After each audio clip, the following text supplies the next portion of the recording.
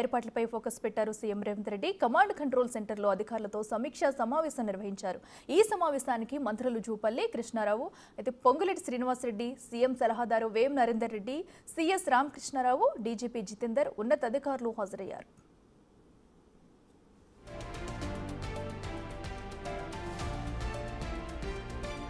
డెబ్బై రెండవ miss world పోటీలకు తెలంగాణ రాజధాని హైదరాబాద్ వేదిక కానుంది. మిస్ వరల్డ్ పోటీల్లో పాల్గొనేందుకు వివిధ దేశాల సుందరిమణులు హైదరాబాద్ తరలివస్తున్నారు. ఇప్పటికే మిస్ కెనడా హైదరాబాద్ చేరుకున్నారు. శంషాబాద్ ఎయిర్పోర్టులో మిస్ కెనడాకు తెలంగాణ సంస్కృతి సంప్రదాయాల ప్రకారం అధికారులు ఘన స్వాగతం పలికారు.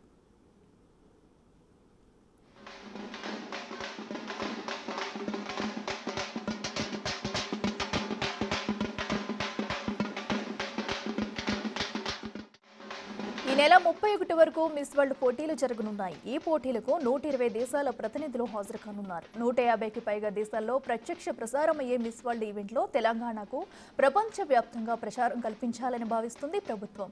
తెలంగాణ పర్యాటకాన్ని ప్రమోట్ చేయాలనే లక్ష్యంలో ముందుకెళ్తుంది.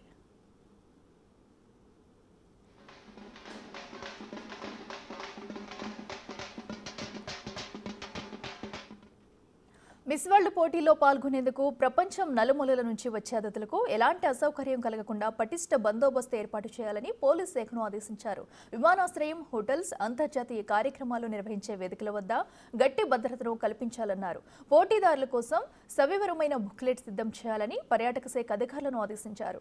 కార్యక్రమాలు నిర్వహించే ప్రాంతాలను సుందరంగా తీర్చిదిద్దాలన్నారు.